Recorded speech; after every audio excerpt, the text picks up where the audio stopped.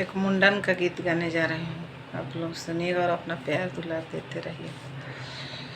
लापर झापर बबुआ दुआरिया पर खेले ले, दुआरिया पर खेले ले हो।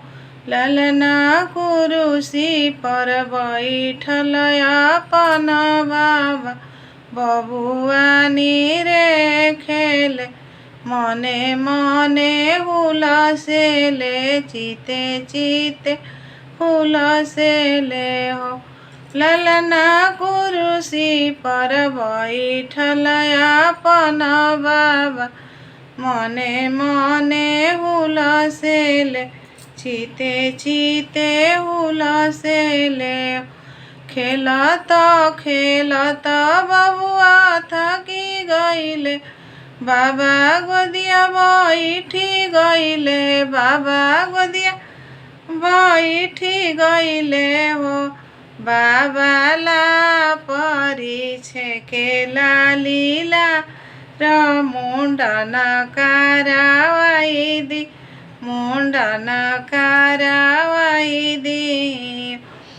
बाबा ला पर छेकेला लीला मुंडन करावाई दी, मुंडन करावाई दी।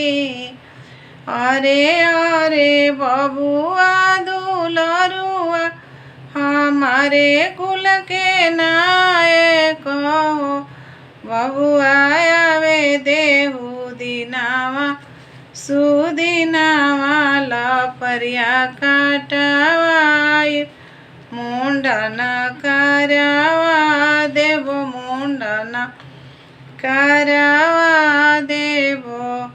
पढ़ल पंडित के बोलई बोलगन, सोचवई बोलगन, सोचवई बोन हो।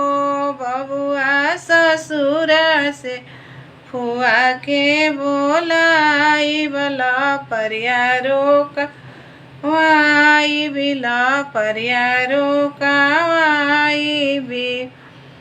बबुआ तोहरा नाना गाँव से नानी के बोलाई, घाटे पर नाचवाई, घाटे पर नाचवाई भी हो। बबुआ आवे दाना जेठ के लगनिया, मुंडन करावाई भी, मुंडन करावाई।